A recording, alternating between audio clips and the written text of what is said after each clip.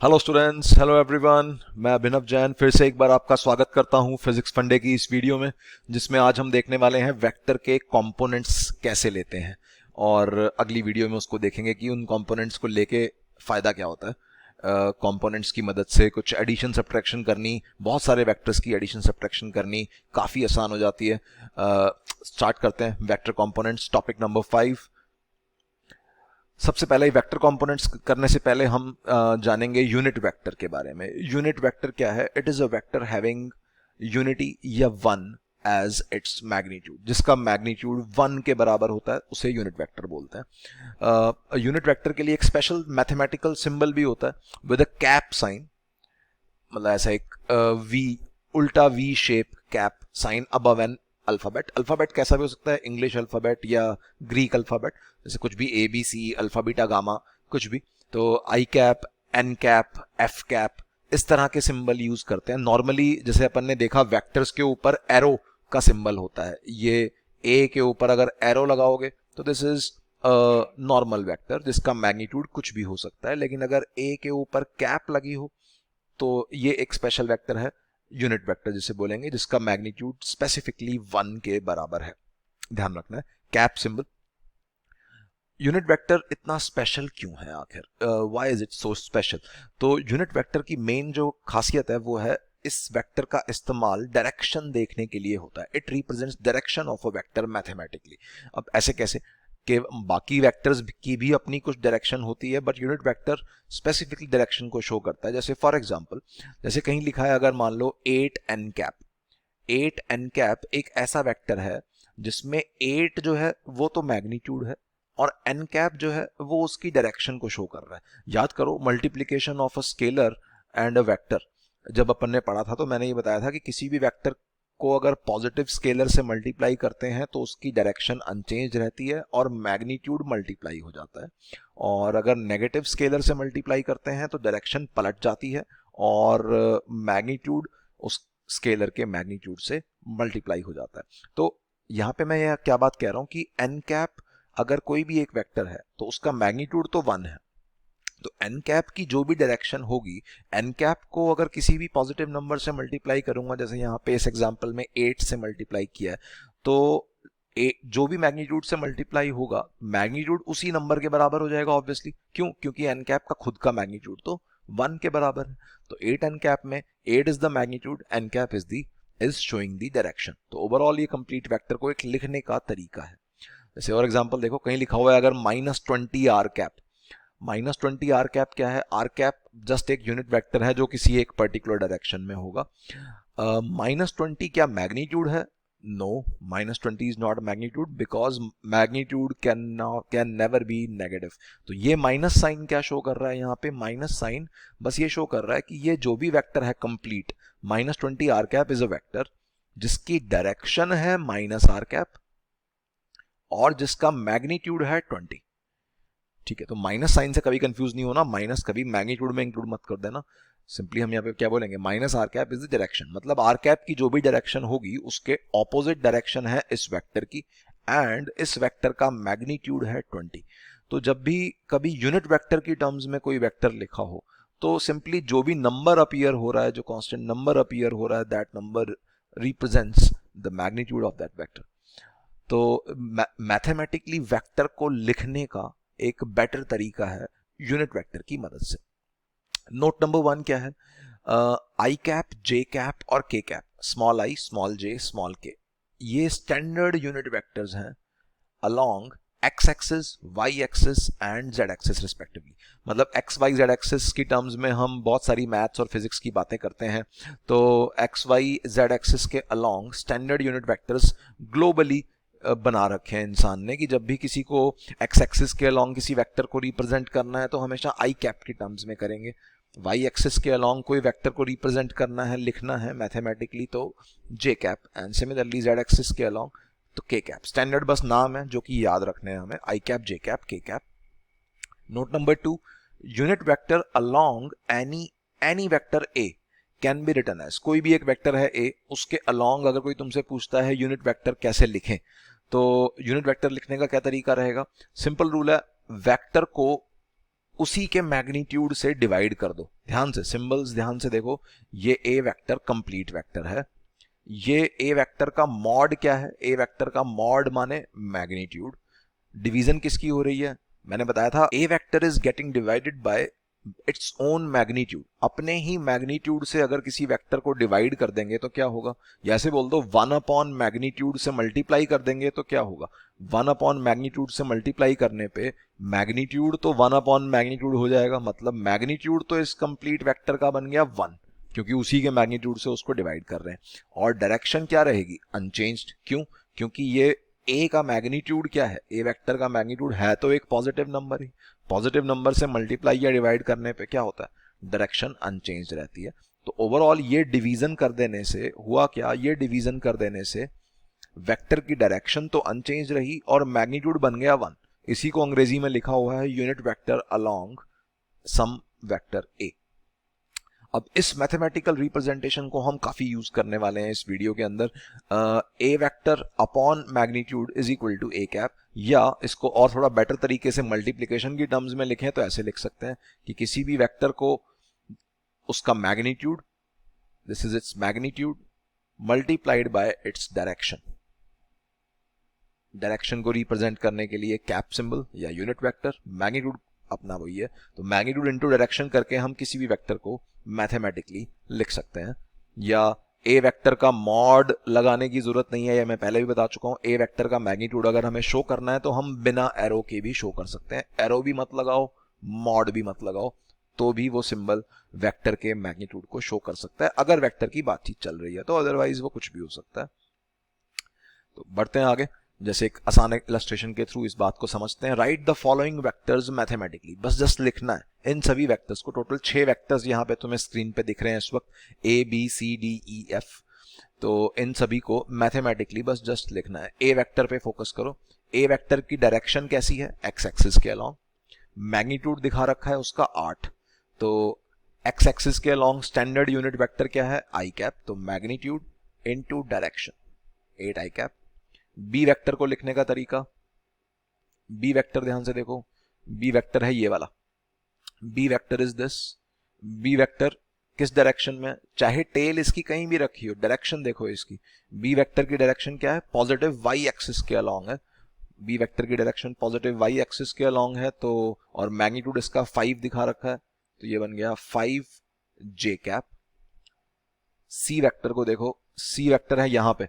अब ये देखो z एक्सिस बनी हुई है यहाँ पे। z एक्सिस का प्रैक्टिकल मीनिंग क्या है कि अगर तुम जैसे ये अपने फोन पे या टैबलेट में या लैपटॉप में इस वीडियो को देख रहे होगे, तो एक्स वाई एक्सिस मान लेते हैं स्क्रीन के ऊपर बनी हुई है। X axis is on the screen, y axis is also on the screen. तो ये z एक्सिस कौन सी है, z एक्सिस स्क्रीन से बाहर की तरफ निकलती हुई, तुम्हारी तरफ आती हुई, परपेंडिकुलरली आती हुई डायरेक्शन है z एक्सिस। तो z डायरेक्शन को ध्यान से फील करो। अब स्क्रीन पे बनाने का तरीका यही रहेगा, but this z direction is coming out of screen and this direction, negative z direction, is going into the screen perpendicularly. ध्यान रखना है। तो 3 डायरेक्शन जैसे वही x y एंड z तीनों म्यूचुअली परपेंडिकुलर है, ये भी 90 डिग्री है, ये भी 90 डिग्री है। तो z डायरेक्शन में 3 का मैग्नीट्यूड है, तो सी वेक्टर को लिखने का तरीका है 3 k कैप। डी वेक्टर को देखो, डी वेक्टर जो है वो नेगेटिव एक्स एक्सिस के अलोंग है, नेगेटिव एक्स एक्सिस के अलोंग है, 4 का मैग्नीट्यूड है, तो क्या बोलेंगे, डायरेक्शन है इसकी माइनस जे कैप, मैग्नीट्यूड है इसका 4, तो क्या बोलेंगे, या तो ऐसे लिख दो 4 इंटू माइनस जे कैप, ऐसे लिख दो, या माइनस साइन को तुम बाहर भी निकाल सकते हो, -4 जे कैप भी लिख सकते हो। बट ये ध्यान रखना है, -4 जे कैप जब भी लिखो तो मैग्नीट्यूड को -4 मत कह देना। मैग्नीट्यूड है 4, डायरेक्शन है माइनस जे कैप। ई वेक्टर को कैसे लिखोगे, ई वेक्टर बना कहीं हुआ है, बना तो पॉजिटिव वाई डायरेक्शन में है, लेकिन डायरेक्शन पॉइंटर देखो इसका, ये पॉइंटर नेगेटिव वाई एक्सिस के अलोंग है, नेगेटिव वाई एक्सिस के अलोंग है, 6 का मैग्नीट्यूड है, तो ये क्या बन जाएगा 6 इंटू माइनस जे कैप। तो क्या कैसे लिखेंगे, -6 जे कैप। वो बात ध्यान रहे कि मल्टीप्लिकेशन जब भी की जाती है एक स्केलर और एक वेक्टर की, J cap is a vector, 6 is a scalar, 6 और जे कैप के बीच में कोई मल्टीप्लिकेशन सिंबल यूज नहीं करना, कोई क्रॉस मत लगा देना या डॉट मत लगा देना। ये बात मैं पहले भी बता चुका हूँ जब multiplication of scalar and vector हमने पढ़ी थी, वीडियो नंबर 1 में, वेक्टर्स का जो पहला वीडियो थी। Last F vector. F vector देखो किस डायरेक्शन में, माइनस जेड एक्सिस के अलॉन्ग है, नेगेटिव जेड एक्सिस के अलॉन्ग है, 7 का मैग्नीट्यूड है, 7 का मैग्नीट्यूड मतलब 7 इंटू माइनस के कैप इसे कहेंगे, या लिखने का तरीका -7 के cap, magnitude is 7, direction is minus के कैप। तो आई होप क्लियर होगा। आई cap, j cap, k cap से हम एक्स वाई जेड एक्सिस के अलॉन्ग के वेक्टर्स को हम इजीली लिख सकते हैं। अगर कोई और डायरेक्शन है तो उस डायरेक्शन में अगर हमें यूनिट वेक्टर मिल जाए तो हम वेक्टर को मैथमेटिकली रिप्रेजेंट कर सकते हैं in terms of unit vector. I hope clear होगा यूनिट वेक्टर क्या है। आगे बढ़ते हैं। Next is resolving a vector in x y plane, मतलब वेक्टर के कंपोनेंट्स कर रहे हैं, क्या है समझते हैं। देखो जैसे ये कोई एक्स वाई प्लेन है जिसमें एक ए वेक्टर बना हुआ है, इसका अपना कुछ मैग्नीट्यूड होगा, मान लेते हैं ए इसका मैग्नीट्यूड है, और इसकी डायरेक्शन के नाम पे एक्स एक्सिस से इसका एंगल दिया हुआ है, पॉजिटिव एक्स एक्सिस से इसका एंगल दिया हुआ है थीटा। अब इस वेक्टर को अभी तक की सारी वीडियोस में हम ड्रॉ करके ट्रायंगल लॉ लगा रहे होते थे, या पैरेललोग्राम लॉ लगा रहे होते थे, या पॉलीगन लॉ लगा रहे होते थे कुछ ऐड सब्ट्रैक्ट करने के लिए। बट अब हम इस वेक्टर को मैथमेटिकली लिखना सीखेंगे। इस वेक्टर की ये सारी बातें, इसका डायरेक्शन, इसका मैग्नीट्यूड, ये सब बातें मैथमेटिकली रिप्रेजेंट की जा सकती हैं। कैसे? ट्रायंगल लॉ का उल्टा यूज कर रहा हूं मैं। ये जो ए वेक्टर है, इस ए वेक्टर को दो टुकड़ों में, दो कंपोनेंट्स में तोड़ा जा सकता है। मतलब जिन दो कंपोनेंट्स की एडिशन ये है, मतलब हमारा टारगेट क्या है? हमारा टारगेट है ए वेक्टर को आई कैप जे कैप की टर्म्स में लिखना। आई कैप जे कैप की मतलब एक्स एक्सिस के अलॉन्ग आई कैप है, वाई एक्सिस के अलॉन्ग जे कैप है। तो ए वेक्टर को अगर आई कैप जे कैप की टर्म्स में लिखना है तो मैं ऐसे समझ सकता हूं कि ए वेक्टर के अंदर दो कंपोनेंट्स छुपे हुए हैं। एक तो ये ए एक्स वेक्टर को ध्यान से देखो, और एक ये ए वाई वेक्टर। ध्यान से देखो, ट्रायंगल लॉ का मैं यहां रिवर्स यूज कर रहा हूं। अगर ए एक्स वेक्टर और ए वाई वेक्टर हमें दिए गए होते तो हम ट्रायंगल लॉ की मदद से उन दोनों को ऐड कर देते और ए वेक्टर को आंसर बोल देते, रिजल्टेंट बोल देते ए एक्स और ए वाई का। बट अब हमने यहां पे उल्टा काम किया। ए वेक्टर के दो कंपोनेंट्स, ऐसे दो कंपोनेंट्स सोचे जो कंपोनेंट्स एक्स एक्सिस और वाई एक्सिस के पैरेलल हैं, या एंटी पैरेलल भी हो सकते हैं आने वाले एग्जांपल्स में। क्योंकि जो vectors parallel to X axis या anti parallel to X axis या वाई एक्सिस होते हैं, उनको आई कैप जे कैप में लिखना बेहद आसान है। हमने पिछली इलस्ट्रेशन में देखा कि सिंपल है, 8 आई कैप 6 जे कैप, कुछ भी अगर हमें लिखना है, जो vectors x y z axis के पैरेलल एंटी पैरेलल हैं उनकी रिप्रेजेंटेशन बहुत इजी है। बट ये जो वेक्टर है ये ना एक्स एक्सिस के पैरेलल है ना वाई एक्सिस के पैरेलल है, तो इसकी रिप्रेजेंटेशन लिखने के लिए हमने इसको दो टुकड़ों में तोड़ दिया। एक ऐसा टुकड़ा जो एक्स एक्सिस के पैरेलल है, एक ऐसा टुकड़ा जो वाई एक्सिस के पैरेलल है। आई होप चमक रहा होगा क्यों हमने ये काम किया। अब इससे फायदा क्या है? ए वेक्टर को मैं लिख सकता हूं A X vector plus A Y vector as per triangle law या पैरेललोग्राम लॉ। अब ए एक्स वेक्टर को लिखने का क्या तरीका है? ए एक्स वेक्टर को लिखने का तरीका इसका magnitude multiplied by I cap. क्यों? क्योंकि ए एक्स वेक्टर तो आई कैप के अलॉन्ग है। ए वाई वेक्टर को लिखने का क्या तरीका है? ए वाई वेक्टर का magnitude multiplied by J cap, क्योंकि ए वाई वेक्टर जे कैप के अलॉन्ग। अब ए एक्स का मैग्नीट्यूड कितना है सोचो, इस ट्राइंगल को देखो, ए एक्स तो बेस पे है, ए वाई परपेंडिकुलर पे है, तो कॉस थीटा होता है बेस अपॉन हाइपोटेन्यूज। तो बेस कितना हुआ? Hypotenuse into cos theta. ये हुआ ए एक्स का magnitude into i cap, plus A Y vector को लिखने का तरीका साइन थीटा होता है परपेंडिकुलर अपॉन हाइपोटेन्यूज।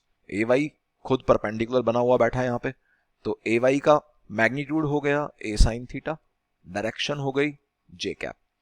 तो ओवरऑल हमने किया क्या इस प्रोसेस में? इस प्रोसेस में हमने किसी भी एक ए वेक्टर के दो ऐसे टुकड़े किए जिसमें से एक टुकड़ा एक्स एक्सिस के पैरेलल है, एक टुकड़ा, एक कंपोनेंट वाई एक्सिस के पैरेलल है, और दोनों को आई कैप जे कैप में लिखना हम जान चुके हैं। तो हेंस ये एडिशन का सिंबल यूज करके, ये वही एडिशन का सिंबल है, वेक्टर एडिशन का सिंबल है जो हमने ट्रायंगल लॉ में सीखा था। इन दो वेक्टर से मिलके बना हुआ है ए वेक्टर। तो ए वेक्टर को मैथमेटिकली रिप्रेजेंट करने का ये एक मेथड है। इस मेथड को हम बोलते हैं वेक्टर को रिजॉल्व करना। या ऐसे बोल दो रेजोल्यूशन ऑफ अ वेक्टर। ये वो न्यू ईयर वाली रेजोल्यूशन नहीं है, चक्कर में मत फंस जाना कहीं। रिजॉल्व करना, वेक्टर को रिजॉल्व करने का ये मेथड है, ठीक है, जिससे हमने वेक्टर के दो कंपोनेंट्स कर दिए। जो आई कैप के बगल में जो क्वांटिटी लिखी होती है, जैसे यहां एक cos थीटा लिखा हुआ, इसको हम बोलते हैं x component of a vector, और जो जे कैप के बगल में जो क्वांटिटी लिखी होती है उसको हम बोलते हैं y component of a vector. ये कंपोनेंट्स ध्यान रहे नेगेटिव भी हो सकते हैं, ये कंपोनेंट्स हैं, मैग्नीट्यूड्स नहीं है। ये कंपोनेंट अगर नेगेटिव हो गया तो उसका क्या मतलब होगा कि माइनस आई कैप की तरफ चला जाएगा, जो ए वेक्टर है उसका एक कंपोनेंट लेफ्ट में चला जाएगा। अगर जे कैप का कंपोनेंट नेगेटिव हो गया या वाई कंपोनेंट नेगेटिव हो गया तो नीचे चला जाएगा। ये ए एक्स और ए वाई की डायरेक्शंस को शो कर रहे हैं बस, जस्ट माइनस साइन में पहले भी बता चुका हूं, मैग्नीट्यूड हमेशा पॉजिटिव रखेंगे। माइनस साइन अगर यहां कोई अपीयर हो रहा है कंपोनेंट्स के अंदर तो उसको आई कैप या जे कैप के साथ क्लब कर देंगे ताकि हमें डायरेक्शन जज हो पाए। तो आई होप क्लियर होगा किस तरह से हम एक वेक्टर को रिजॉल्व करते हैं आई कैप जे कैप की टर्म्स में या एक्स वाई प्लेन पे। नोट नंबर 1, अब देखो इसमें दो तरह के सवाल बनते हैं। या तो हमें ग्राफिकली एक वेक्टर पता हो, ज्योमेट्रिकली एक एरो बना हुआ होगा जिसके हमें कंपोनेंट्स लेने होंगे और उसे मैथमेटिकली लिखना होगा। दूसरी तरह का सवाल होता है कि मैथमेटिकली कोई चीज ऑलरेडी लिखी होगी और हमें उसे इमेजिन करना होगा या उसे ड्रॉ करना होगा पेपर पे कि ये वेक्टर दिखेगा कैसा। तो हमने ये बात तो कर ली कि ग्राफिकली अगर या ज्योमेट्रिकली अगर कोई वेक्टर ड्रॉ किया हुआ है तो हम उसे आई कैप जे कैप में कैसे लिखेंगे। बट अगर उल्टा सवाल आया, सवाल अभी आएंगे, पहले हम थ्योरी समझ रहे हैं, बट अगर उल्टा सवाल आया कि आई कैप जे कैप में हमें कोई वेक्टर लिखा हुआ है, उसे ड्रॉ करना है या इमेजिन करना है कि वो कैसा है, तो हम क्या बोलेंगे। सबसे पहली बात, अगर ए X I cap plus A Y J cap इस तरह से कुछ एक वेक्टर रिप्रेजेंट किया हुआ है, ए एक्स ए वाई कुछ भी हो सकते हैं, positive negative, then by Pythagoras theorem its magnitude can be written as root of A x square plus A Y square, है ना। क्योंकि अगर ए एक्स और ए वाई क्या है, इसके वेक्टर के कंपोनेंट्स हैं। इनको रेक्टेंगुलर कंपोनेंट्स भी बोलते हैं। रेक्टेंगुलर का मतलब बस यही है कि परपेंडिकुलर कंपोनेंट्स, एक कंपोनेंट एक्स है एक कंपोनेंट वाई है, दोनों आपस में परपेंडिकुलर है। तो ए एक्स और ए वाई अगर हमें पता है तो ए एक्स स्क्वायर प्लस ए वाई स्क्वायर करके हम ए वेक्टर का मैग्नीट्यूड निकाल सकते हैं। और डायरेक्शन कैसे पता लगाएंगे, या ड्रॉ करना है तो ड्रॉ कैसे करेंगे। अगर इस फॉर्मेट में कोई वेक्टर दिया हुआ है, हमें ड्रॉ करना है तो सिंपल क्या है, पहले ए एक्स आई कैप को ड्रॉ करो, ए वाई जे कैप को ड्रॉ करो, ठीक है। मतलब पहले इसको ड्रॉ कर लो ए एक्स आई कैप को, फिर ए वाई जे कैप को हेड टू टेल फॉर्मेशन में कर लो अगर ट्रायंगल लॉ यूज करना चाहते हो तो। अगर पैरेललोग्राम लॉ यूज करना चाहते हो तो दोनों की टेल को ओरिजिन पे रख के वैसे ड्रॉ कर लो, तुम्हारी इच्छा है कैसे भी ड्रॉ कर सकते हो। इन दोनों वेक्टर्स को अलग अलग ड्रॉ करो, पहले ए एक्स आई कैप को अलग, ए वाई जे कैप को अलग, और फिर उन दोनों को ट्रायंगल लॉ या पैरेललोग्राम लॉ की मदद से ऐड करके डायग्राम बना दो तो बन जाएगा ए वेक्टर। सिंपल है। अच्छा, इसी फॉर्मेट में अगर वेक्टर दिया हुआ है और तुम्हें एंगल पहचानना है, मान लो तुमने ये वेक्टर बना दिया, ए एक्स वेक्टर बनाया, फिर ए वाई वेक्टर बनाया, फिर ए वेक्टर बना दिया। अब ये एंगल पहचानना है, एंगल सिंपल है, tan थीटा दिख रहा है तुम्हें डायग्राम में, tan theta is equal to a y upon a x करके तुम थीटा निकाल सकते हो। tan theta is a y upon a x. But ये ध्यान रहे इसमें ना कई बार चक्कर हो जाते हैं, क्योंकि tan थीटा तुम ध्यान से देखो, याद करो ट्रिग्नोमेट्री की कुछ बातें। tan थीटा फर्स्ट क्वाड्रेंट में भी पॉजिटिव होता है, थर्ड क्वाड्रेंट में भी पॉजिटिव होता है। अब तुमने, कई बच्चे क्या करते हैं कि ये फॉर्मूले को ना रट्टा मार लेते हैं और इसी को यूज करते रहते हैं बार बार। मैं ये सजेस्ट नहीं करूंगा, इस फॉर्मूले को रटो मत। क्यों? क्योंकि फर्स्ट जब tan थीटा मान लो पॉजिटिव आ गया, मान लो 1 आ गया, मान लो tan थीटा अगर 1 आ गया तो तुम थीटा को 45 डिग्री कहोगे या 225 डिग्री कहोगे। अब दोनों केसेस में वेक्टर डिफरेंट बनेगा, सोच के देखो। अगर थीटा 45 डिग्री हुआ तो फर्स्ट क्वाड्रेंट में ऐसा वेक्टर बनेगा, और थीटा 225 डिग्री हुआ तो थर्ड क्वाड्रेंट में ऐसा वेक्टर बनेगा। तो tan थीटा का फॉर्मूला लगा के हम वेक्टर की डायरेक्शन का सीधा सीधा अंदाजा नहीं लगा सकते। वेक्टर की डायरेक्शन का अगर अंदाजा लगाना है तो बेटर है ये नोट नंबर 2 की मदद से जाओ। ए एक्स आई कैप को अलग बनाओ, ए वाई जे कैप को अलग बनाओ और वेक्टर को तमीज से ड्रॉ करो, तभी तुम्हें उसकी असली डायरेक्शन का अंदाजा लगेगा, आइडिया लगेगा। तो ये क्लियर होगा। दोनों तरह के सवाल हम देखने वाले हैं। टाइप 1 क्वेश्चन क्या है, वेक्टर ड्रॉ किया हुआ तुम्हारे आंखों के सामने होगा, तुम्हें उसे मैथमेटिकली लिखना होगा। टाइप 2 क्वेश्चन क्या है, कि वेक्टर मैथमेटिकली लिखा गया होगा और तुम्हें ड्रॉ करना होगा या इमेजिन करना होगा, उसका मैग्नीट्यूड भी और उसकी डायरेक्शन भी। तो स्टार्ट करते हैं illustration number 2। Resolve the following vectors of x y plane in terms of i cap j cap. जैसे ए वेक्टर को देखो, पहला ए वेक्टर को सोचने के लिए इसके दो टुकड़े करने हैं, दो कंपोनेंट करने हैं, एक एक्स एक्सिस के अलोंग, एक वाई एक्सिस के अलोंग।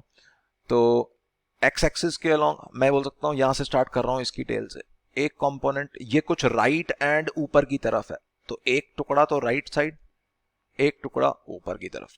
सभी के कर लेते हैं, देखो ऐसे।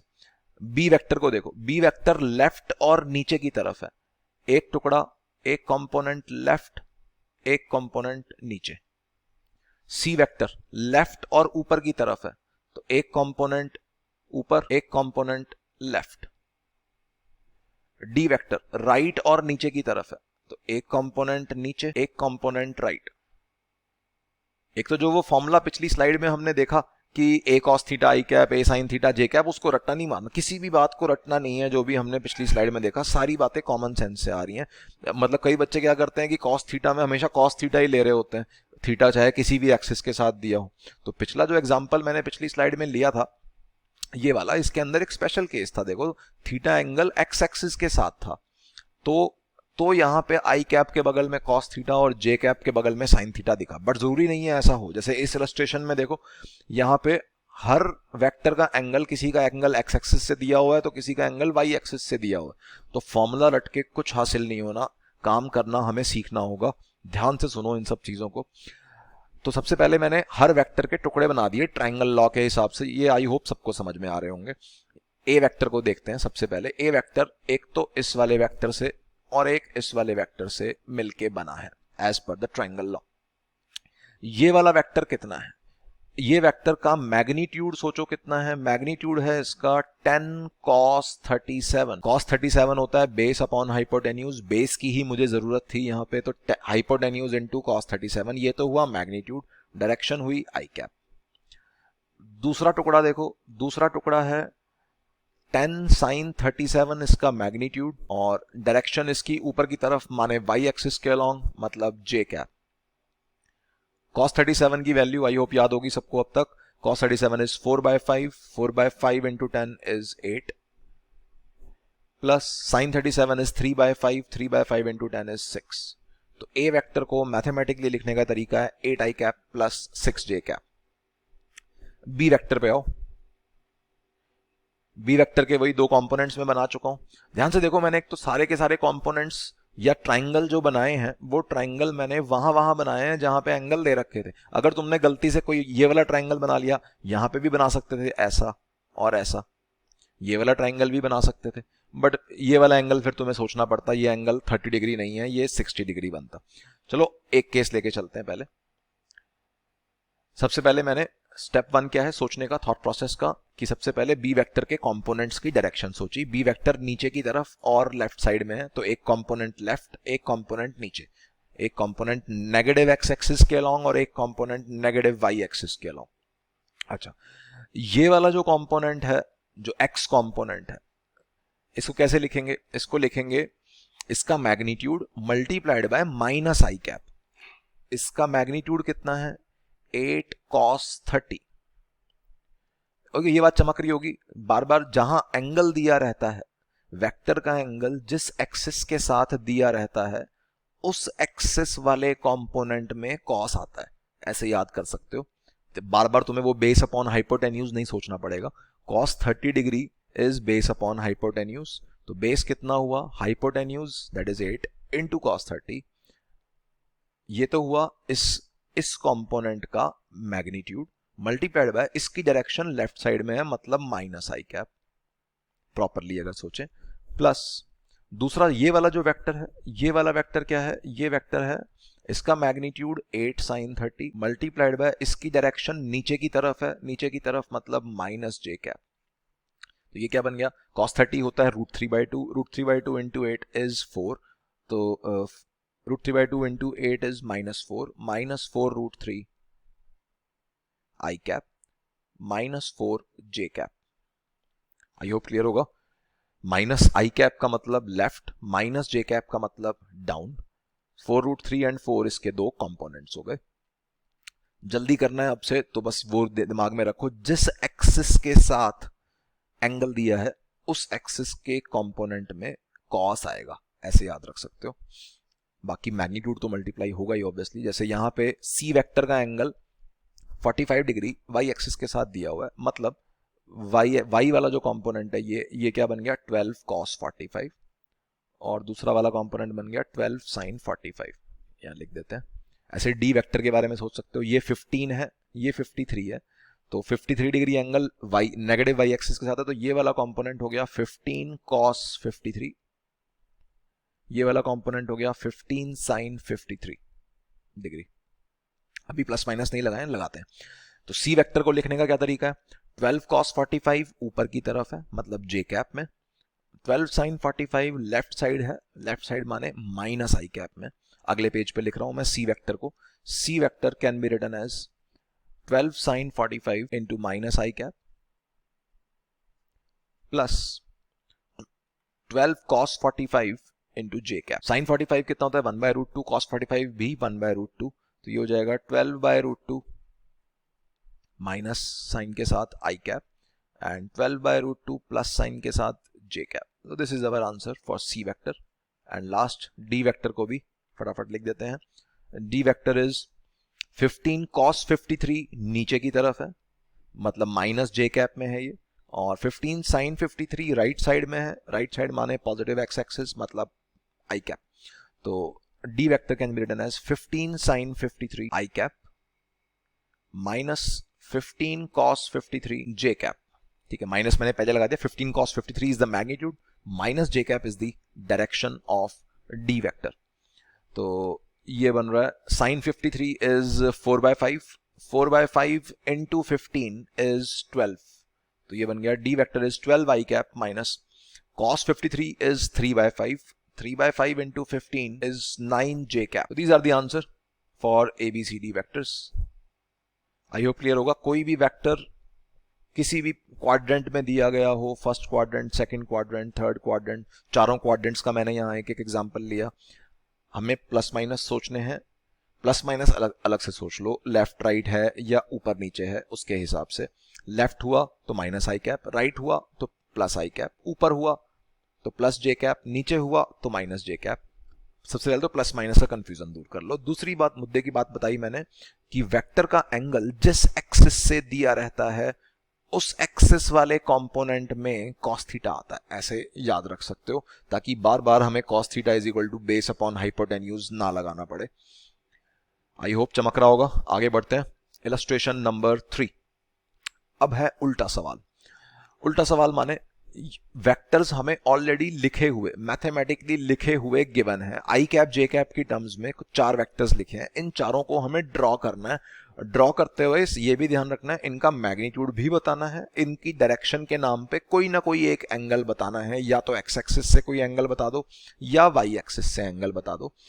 तो पहला vector simple 4i cap plus 3j cap draw करना है। सबसे पहले 4i कैप का मतलब राइट साइड में एक 4 का मैग्नीट्यूड ड्रॉ किया, ये हो गया 4i कैप। 3j कैप बनाना है तो ऊपर की तरफ एक 3 का मैग्नीट्यूड ड्रॉ कर दिया, ये हो गया 3j कैप। जानबूझ के मैंने हेड टू टेल फॉर्मेशन में बनाया ताकि मैं फटाफट ट्रायंगल लॉ लगाऊं और p वेक्टर बन जाए। 4i cap plus 3j cap क्या हो गया, हेंस ये। तो this is our p vector. ठीक है, पहला आंसर। अब इसकी डायरेक्शन और मैग्नीट्यूड दिख रहा है, पाइथागोरस थ्योरम या फॉर्मूला बोल दो, रूट ऑफ x कंपोनेंट का स्क्वायर प्लस y कंपोनेंट का square, root of 3 square plus 4 square, that is 5। 5 तो हो गया इसका मैग्नीट्यूड, और ये वाला एंगल कितना हो गया 3 4 5, अपना वही स्टैंडर्ड ट्राइंगल है। 3 के सामने वाला एंगल इज 37 डिग्री, छोटी साइड के सामने छोटा एंगल। 4 के सामने वाला एंगल 53, पुरानी बातें याद रखनी है। क्यू वेक्टर है -√3i कैप, -√3i कैप का मतलब माइनस आई कैप का मतलब लेफ्ट, तो -√3i कैप बनाया, ये हो गया -√3i कैप, √3 इसका मैग्नीट्यूड, लेफ्ट साइड डायरेक्शन। और 1j कैप मतलब ऊपर की तरफ, ये हो गया 1। तो इन दोनों का resultant is called as q vector. This is our q vector. Magnitude कितना बन रहा है इसका, रूट ऑफ सॉल्व कर देता हूं मैं यहाँ पे, क्यू वेक्टर का मैग्नीट्यूड हो जाएगा रूट ऑफ √3 का स्क्वायर, एक्स कॉम्पोनेंट का स्क्वायर प्लस वाई कॉम्पोनेंट का स्क्वायर। ये कितना बन रहा है 3 + 1 4 का √2। तो इसका मैग्नीट्यूड हो गया 2 और डायरेक्शन ये वाला एंगल कितना हो गया, ये वाला एंगल हो गया tan थीटा। देखो tan थीटा इज 1/√3 मतलब ये है 30 डिग्री। ठीक, मतलब कोई फॉर्मूला रटने की जरूरत नहीं है, सिंपली पाइथागोरस थ्योरम लगा सकते हो और एंगल तुम tan theta = perpendicular upon base से कर सकते हो। फॉर्मूला कोई भी नहीं रखना, जस्ट एक मेथड है resolving a vector into its components, जिस पे ये पूरी वीडियो है। बहुत ज़्यादा इंपॉर्टेंट चीज़ है ये, आगे आने वाले पूरे सिलेबस में, फिजिक्स के पूरे सिलेबस में ऑलमोस्ट हर चैप्टर में वेक्टर के कंपोनेंट्स लेने की ज़रूरत पड़ती है। जिसका वेक्टर कमज़ोर, ये आज की वीडियो जिसको नहीं समझ में आई उसका पूरी फिजिक्स कमज़ोर हो जाने वाली है। ध्यान से सुन लो, बार बार देखो। R vector -12 i cap -5 j cap, -12 i cap -12 i cap का मतलब लेफ्ट साइड में 12 का मैग्नीट्यूड, ये रहा -12 i कैप, लेफ्ट साइड में 12 का मैग्नीट्यूड, -5 j कैप मतलब नीचे की तरफ 5 का मैग्नीट्यूड। तो ये हो गया C vector, sorry R vector. ठीक है, इनिशियल टेल से फाइनल हेड आर वेक्टर बन गया। आर वेक्टर का मैग्नीट्यूड यहाँ लिख देता हूं मैं, आर वेक्टर का मैग्नीट्यूड हो गया √12 स्क्वायर, चाहो तो -12 का स्क्वायर भी बोल सकते हो, प्लस -5 का स्क्वायर भी बोल सकते हो, एक ही बात है। स्क्वायर होने पे माइनस साइन तो वैसे ही हट जाना है। 12 का स्क्वायर 144 प्लस 5 का square 25, 144 plus 25 is nothing but 169, that is 13। R vector का मैग्नीट्यूड है 13 और डायरेक्शन के लिए मान लेते हैं ये कुछ थीटा एंगल है। तो थीटा, आर वेक्टर का थीटा कैसे बोलेंगे, थीटा = डिग्रीज में तो हमें पता नहीं, क्योंकि tan थीटा जो है वो 5/12 है। ऐसा कोई एंगल डिग्री में तो हम जानते नहीं है, रटा नहीं हुआ जिसका tan थीटा 5/12 हो। तो लिखने का तरीका, थीटा = tan इनवर्स 5/12, और प्रॉपरली अंग्रेजी में लिखना है तो कैसे बोलेंगे, from negative X axis, from negative X axis. I hope clear होगा। D, S vector = 6 i cap -8 j cap.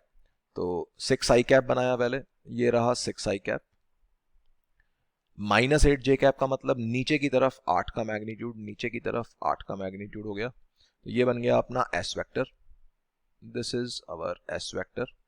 To the scale नहीं है डायग्राम, स्केल से नाप के 6 और 8 नहीं बना रहा हूँ, अंदाजा ले रहे हैं बस, जस्ट कौन से क्वाड्रेंट में है, कौन सी डायरेक्शन में है। मैग्नीट्यूड हम अलग से लिख ही रहे हैं तो कोई टेंशन ही नहीं है।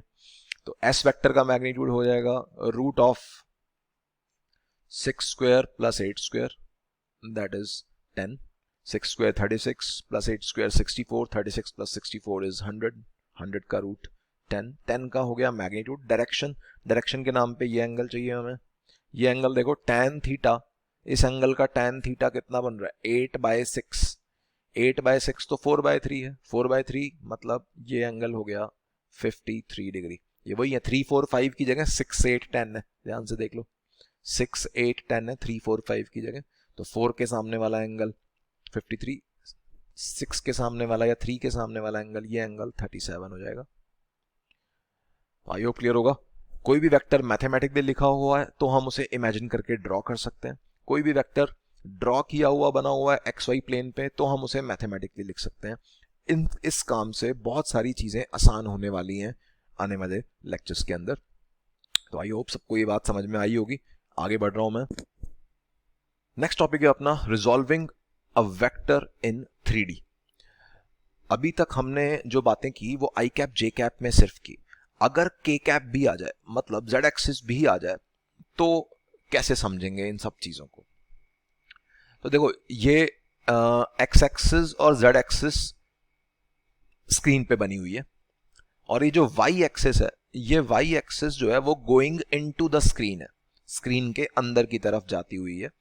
और ये जो वेक्टर बना हुआ है, ये वेक्टर भी तुम्हें यहाँ से विजुलाइज हो रहा होगा कि ये वेक्टर भी स्क्रीन के अंदर की तरफ जा रहा है। ऑल्दो वाई एक्सिस के भी पैरेलल नहीं है, जेड के भी पैरेलल नहीं है, एक्स के भी पैरेलल नहीं है। अगर ऑब्वियसली एक्सिस के पैरेलल होता, किसी भी एक एक्सिस के पैरेलल होता, तो हम सिर्फ आई कैप या सिर्फ जे कैप या सिर्फ के कैप में इस वेक्टर को रिप्रेजेंट कर सकते थे।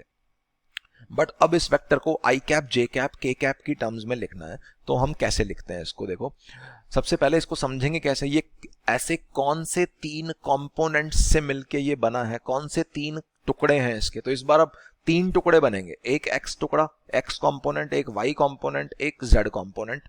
तो तीन कंपोनेंट समझने के लिए हमें पॉलीगन लॉ का सहारा देना पड़ेगा। देखो ध्यान से, एक ये ax वेक्टर है, मतलब बेसिकली मुझे ओरिजिन से और उस फाइनल हेड तक पहुंचना है किसी भी तरह से, और जो रास्ते में जो जो पाथ होंगे वो सारे वेक्टर्स की एडिशन ए वेक्टर बन जाएगी as per the polygon law. चाहे पॉलीगन दिखे चाहे ना दिखे, ये मैं पहले भी बोल चुका था बात, पॉलीगन लॉ वाली वीडियो में मैंने बोली थी कि पॉलीगन कभी कभी नहीं दिखता, कोई चक्कर नहीं है पॉलीगन ना दिखे, बट रूल वही रहेगा अपना। तो सबसे पहला वेक्टर, मैं इस कॉर्नर से उस फाइनल हेड तक की तरफ जा रहा हूं, तो पहले मैंने एक्स एक्सिस का रास्ता लिया, इस ए एक्स वेक्टर के अलॉन्ग जाऊंगा तो इस कॉर्नर तक पहुंच गया, उसके बाद ए वाई वेक्टर के अलॉन्ग जाऊंगा तो यहां पहुंच गया, उसके बाद ए जेड वेक्टर के अलॉन्ग जाऊंगा तो फाइनल हेड पे पहुंच गया। तो I can say a x, a y, a z ये तीनों हेड टू टेल फॉर्मेशन में रखे हुए हैं, तो ए x, a y, a Z की एडिशन ही है ए वेक्टर। तो सबसे पहली बात, बिल्कुल वही सेम थॉट प्रोसेस है जो हमने एक्स वाई प्लेन में सीखा, बिल्कुल वही सेम थॉट प्रोसेस 3D में भी है। तो A vector can be written as A X vector plus A Y vector plus A Z vector. अब ए एक्स वेक्टर कितना है? ए एक्स का मॉड लेंगे, मैग्नीट्यूड लेंगे, आई कैप उसकी डायरेक्शन है, ए वाई का मॉड लेंगे, जे कैप उसकी डायरेक्शन है, ए जेड का मॉड लेंगे, के कैप उसकी डायरेक्शन है, देख ही रहा है। अब इन तीनों के मॉड होंगे क्या? तो उसको अपन ने एक्स वाई प्लेन में एक बात सीखी थी कि वेक्टर का एंगल जिस एक्सिस के साथ दिया रहता है उस एक्सिस वाले कंपोनेंट में कॉस थीटा आता है। ये बात दिमाग में रखनी है। प्लस माइनस अलग से बातें, प्लस माइनस की बात नहीं कर रहा मैं कॉस थीटा साइन थीटा की बात कर रहा हूं, बड़ा कंफ्यूजन होता है उसमें। तो जिस एक्सिस के साथ एंगल दिया रहता है वहां कॉस थीटा आता है। तो अपन यहां क्या करते हैं, चीजों को आसान बनाने के लिए इस वेक्टर का एंगल एक्स एक्सिस से इसका एंगल, ये वाला एंगल मान लेते हैं अल्फा है। अब थोड़ा देखो, ये थोड़ा 3D में हार्ड टू इमेजिन है ये थोड़ा सा, क्योंकि ये एक 3D में वेक्टर है। इसका जो एक्स एक्सिस के साथ एंगल बनेगा वो पता नहीं किसी अजीब से प्लेन में बनेगा, ये कोई एक्स जेड प्लेन नहीं है, ना ही ये एक्स वाई प्लेन है। सिमिलरली इस वेक्टर का उस दूसरी वाली वाई एक्सिस के साथ जो एंगल बनेगा इसका नाम कुछ बीटा रख देते हैं, और इस वेक्टर का जो z एक्सिस के साथ जो एंगल बनेगा उसका नाम रख देते हैं गामा। ये स्टैंडर्ड सिंबल्स हैं, किसी भी वेक्टर के x एक्सिस, y एक्सिस और z एक्सिस के साथ जो एंगल्स बनते हैं ये ऑब्ट्यूज भी हो सकते हैं, बट अभी के लिए आसानी से समझने के लिए मैंने इनको एक्यूट रखा है। ये अल्फा बीटा गामा है और ये हवा में बनेंगे कहीं 3D के अंदर। तो मैं ये बोल सकता हूं इस a वेक्टर का जो x कॉम्पोनेंट है उसको मैं सिंपली a cos अल्फा लिख सकता हूं, ए वेक्टर के y कंपोनेंट को मैं सिंपली a cos बीटा लिख सकता हूं। a sin बीटा कहां बनेगा मैं नहीं जानता, मैं इतना जानता हूं कि y कंपोनेंट जो भी होगा, क्योंकि a वेक्टर का एंगल y एक्सिस से अगर मैंने बीटा मान लिया है तो y कंपोनेंट तो डेफिनेटली a cos बीटा ही होगा। z component similarly a cos gamma हो जाएगा। ये नेगेटिव हो सकते थे अगर एक्सिस डिफरेंट होती, तो अगर मान लो उस तरफ नीचे की तरफ पॉजिटिव z एक्सिस होती तो मैं इस यहां पे एक माइनस लगा देता, या ऐसे बोल दो के कैप पे एक माइनस और आ जाता। तो माइनस प्लस की अभी बात नहीं कर रहे, कॉस साइन की बात कर रहे हैं। तो यहां पे हमने तीन एंगल्स ऐसे इमेजिन किए, ऐसे कंसीडर किए अल्फा बीटा गामा, जो रिस्पेक्टिव एक्सिस के साथ वेक्टर ने बनाए हैं। तो this is the method to represent a vector in terms of i cap, j cap, k cap, मतलब इन 3D। ओके, अब ये जो अल्फा बीटा गामा है इनके कॉस जो यहाँ पे यूज हो रहे हैं, कॉस अल्फा, कॉस बीटा और कॉस गामा, इन तीनों को नाम भी दे रखे हैं। इनको डायरेक्शन कोसाइंस भी बोलते हैं। याद करो बचपन की बात, कॉस की फुल फॉर्म जो होती है वो कोसाइन ही होती है, कोसाइन। साइन की फुल फॉर्म साइन होती है, टैन की फुल फॉर्म टेंजेंट होती है। तो ये ऐसे कोसाइंस हैं जो वेक्टर की डायरेक्शन को देखने में मदद कर रहे हैं या वेक्टर की डायरेक्शन को रिप्रेजेंट कर रहे हैं। तो cos alpha, cos beta, cos gamma को हम डायरेक्शन कोसाइंस भी कहते हैं, जो कि तीनों कंपोनेंट्स में यहाँ पे कॉस ही आना है। तुम 2D में भी ऐसे बात सोच सकते थे, जैसे 2D में अपन कैसे एक्स वाई प्लेन में कैसे लिखते थे, वहां पे एक a cos थीटा बनता था, एक a sin थीटा बनता था। तुम उसको ऐसे समझ लो, साइन को भूल ही जाओ।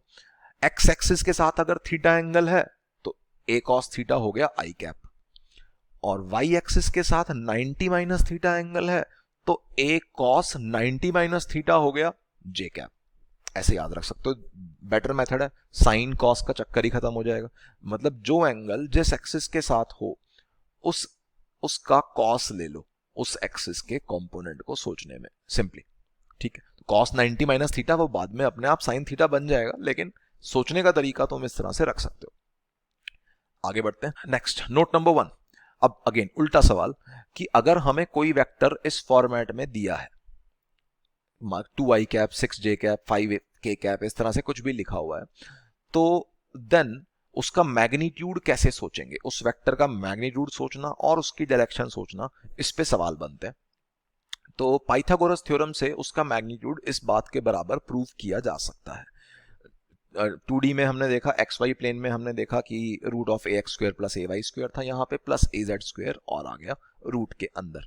तो ऐसा कैसे हो गया, इसको आप प्रूफ देखो, इस फॉर्मूले को याद रखना है, रिमेंबर स्टैंडर्ड फॉर्मूला है ये। प्रूफ क्या है, in triangle O P Q, ये रहा O, ये रहा P, ये रहा Q, triangle O P Q यहां कहीं बनेगा, ये रहा ट्राइंगल ओ पी। इस ट्राइंगल पे फोकस करो, इस वाले ट्राइंगल पे फोकस करो सभी बच्चे। इस ट्राइंगल में ये ध्यान से देखो, ओपी और पी क्यू एक्स और वाई एक्सिस के लॉन्ग है, मतलब परपेंडिकुलर है, मतलब ओ क्यू हाइपोटेन्यूज है। ओ क्यू अगर हाइपोटेन्यूज है तो मैं उसको OP square plus P Q square करके लिख सकता हूं, मतलब ये बन गया root of A x square plus A Y square. O Q मिल गया। अब ट्राइंगल कंसीडर करो ओ क्यू आर, ये वाला ओ क्यू आर ट्राइंगल पे फोकस करो सभी। ओ क्यू आर ट्राइंगल के अंदर ओ क्यू बेस है, क्यू आर परपेंडिकुलर है, और ये जो ओ आर है ये हाइपोटेन्यूज है, और ओ आर ही अपना ए वेक्टर भी था। तो ओ आर की लेंथ क्या है, अपने ए वेक्टर का मैग्नीट्यूड। तो ओ आर की लेंथ कितनी बन रही है यहाँ पे, बेस का स्क्वायर मतलब O Q square plus perpendicular का स्क्वायर, परपेंडिकुलर क्यू आर बोल दो या ए जेड बोल दो, एक ही बात है। ओ क्यू की वैल्यू हम पहले निकाल चुके थे पहले स्टेप में, तो ओ आर की वैल्यू यहां से आ गई root of A x square plus A Y square plus A Z square. This is nothing but a vector का मैग्नीट्यूड। तो आई होप क्लियर होगा। डेरिवेशन ऑल दो कोई नहीं पूछेगा, फॉर्मूला याद रखना है अपने को, A X I cap, A Y J cap, A Z K cap. इस वेक्टर का मैग्नीट्यूड का फॉर्मूला है root of A x square plus A Y square plus A Z square. अब बात आती है इसको ड्रॉ कैसे करें। ऑल्दो कभी भी 3D के अंदर कभी भी ये नौबत नहीं आएगी कि तुम्हें वेक्टर ड्रॉ करना पड़ जाए, क्योंकि हम ये सब मैथमेटिक्स, ये सब वेक्टर्स की बातें इसीलिए सीख रहे हैं ताकि 3D के अंदर हमें कभी इमेजिन भी ना करना पड़े, हमें कभी ड्रॉ भी ना करना पड़े। क्योंकि ऐसे खतरनाक से डायग्राम जो मैंने यहाँ पे क्यूबॉइड की मदद से एक्स वाई जेड में ड्रॉ किए हैं, ये कभी भी तुम्हें ड्रॉ करने के लिए नहीं आएंगे। हाँ, लेकिन स्ट्रॉन्ग इमेजिनेशन स्ट्रॉन्ग जरूरी चाहिए होगी फिजिक्स में। कुछ तगड़े सवालों के अंदर 3D में अच्छे खासी बातें यूज हो जाती हैं।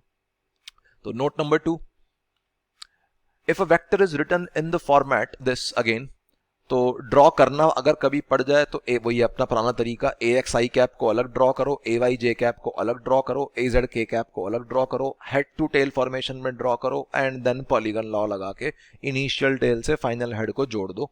बट डायग्राम बनाना थोड़ा सा दिमाग खराब करने वाला है, एक्स वाई जेड एक्सिस साफ सुथरा डायग्राम बनाने में बहुत दिक्कत होती है, तो इसलिए कोई पूछता नहीं है ऐसे सवाल की ड्रॉ करो।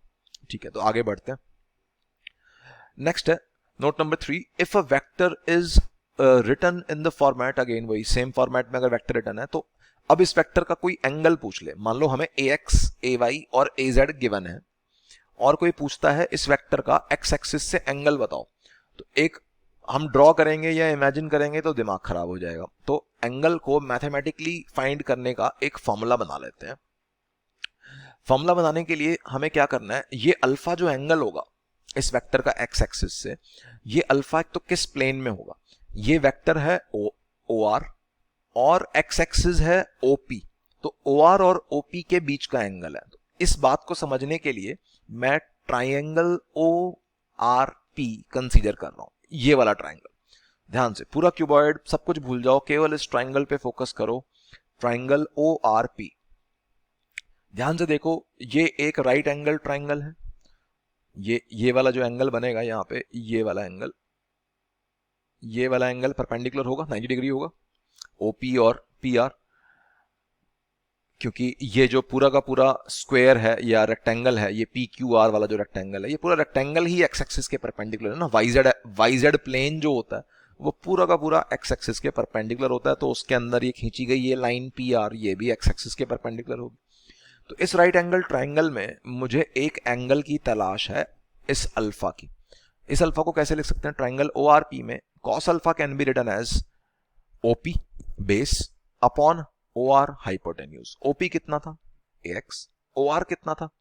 हमने पिछले नोट नंबर 1 में डिराइव किया, root of A x square plus A Y square plus A Z square. तो कॉस अल्फा की ये वैल्यू हो गई। सिमिलरली अगर हम इस तरह के और ट्राइंगल्स कंसीडर करें, अगेन डेरिवेशन कोई नहीं पूछने वाला तुमसे, डेरिवेशन पे फोकस इतना ना करो, फॉर्मूले ध्यान में रखने हैं। कॉस बीटा और कॉस गामा को भी इस तरह से प्रूव किया जा सकता है। Cos beta is Y component upon magnitude, cos gamma is z component upon magnitude, cos alpha is x component upon magnitude. ठीक है, तो फॉर्मूले याद रखने वाले कौन से हो गए? एक तो मैग्नीट्यूड का फॉर्मूला, एक ये cos alpha cos beta cos gamma जिसे डायरेक्शन कोसाइन भी कहते हैं, इनके फॉर्मूले। ये फॉर्मूले हमें 3D में याद रखने होंगे। Derivations are not important at all. Okay, note number 4। अब cos अल्फा cos बीटा और cos गामा के ये 3 फॉर्मूले हमने अभी अभी देखे, डिराइव किए।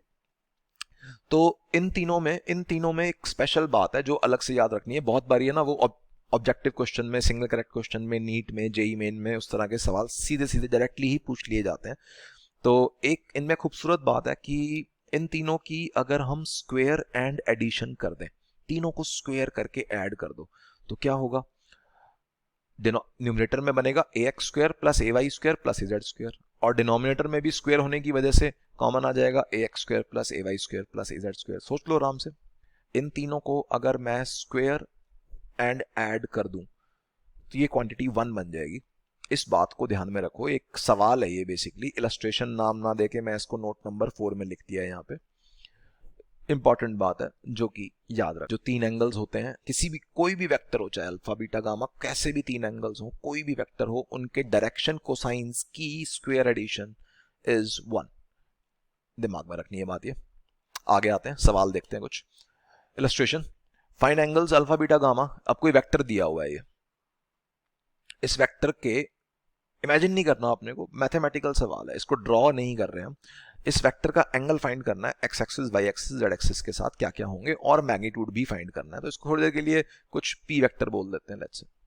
तो पी वेक्टर का मॉड क्या हो जाएगा? पी वेक्टर का मॉड का फॉर्मूला हो गया रूट ऑफ इसके एक्स कॉम्पोनेंट का स्क्वायर प्लस वाई कॉम्पोनेंट का स्क्वायर। चाहो तो -1 लिख लो या 1 लिख लो, एक ही बात है, स्क्वायर होने पे तो नेगेटिव साइन हट ही जाना है, प्लस जेड कॉम्पोनेंट का स्क्वायर दैट इज √2 का स्क्वायर। तो ये बन रहा है 1 स्क्वायर प्लस 1 स्क्वायर 2, 2 प्लस 2 4, 4 का √2। तो ये हो गया। और cos alpha cos beta cos gamma के फॉर्मूले, cos अल्फा का formula x component that is 1 upon magnitude that is 2, मतलब अल्फा हो गया 60 डिग्री। आंसर cos बीटा का formula y component which is -1 upon magnitude, मतलब root of A x square plus A Y square plus A Z square क्या है 2, वो directly. तो यहां से बीटा आ गया 120 डिग्री। सीधा सीधा फॉर्मूला लगा रहे हैं, cos gamma is z component that is √2 upon magnitude that is 2। तो यहां से ये √2/2 क्या होता है? 1/√2। 1/√2 कौन से एंगल का cos है? 45 डिग्री। तो these are the angles made by these vector with positive x-axis, positive y-axis and positive z-axis respectively answers. So these are the answers जो boxes बनाए। आई होप क्लियर होगा। फॉर्मूले याद रखने हैं, 3D में इमेजिन या ड्रॉ नहीं करना आपने को। आगे बढ़ते हैं, illustration number 5। Alpha beta gamma किसी वेक्टर के एंगल्स हैं x y z एक्सिस के साथ। Then find the value of sin square alpha plus sin square beta plus sin square gamma। अभी मैंने नोट नंबर 4 में एक बात बताई कि cos square alpha plus cos square beta plus cos square gamma, इसकी वैल्यू हमने प्रूव की 1 के बराबर। ये हम ऑलरेडी जानते हैं, तो इसलिए हम यहां से स्टार्ट कर रहे हैं। अब मुझे साइन स्क्वायर में जाना है, cos स्क्वायर से साइन स्क्वायर में जाने का रास्ता क्या है? वही बचपन का formula, sine square theta plus cos square theta तो 1 होता है। तो कॉस स्क्वायर को लिख सकता हूं मैं 1 - साइन स्क्वायर। ये बन गया 1 minus sine square alpha plus 1 minus sine square beta plus 1 minus sine square gamma is equal to 1। ये सारे के सारे साइन स्क्वायर को राइट साइड भेज देते हैं और इस 1 को लेफ्ट साइड ले आते हैं, तो ये बन रहा है 2 is equal to sine square alpha plus sine square beta plus sine square gamma. तो हेंस 2 इज अवर आंसर। तो आई होप ये क्लियर होगा। ये वीडियो बहुत ही ज़्यादा इंपॉर्टेंट है आने वाले चैप्टर्स के लिए।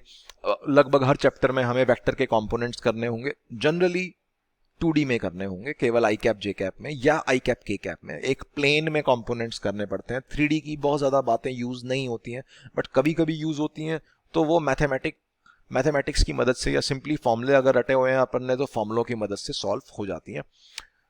तो वीडियो पसंद आई तो लाइक करो, सब्सक्राइब अभी तक नहीं किया है तो सब्सक्राइब करो, और all the best, take care.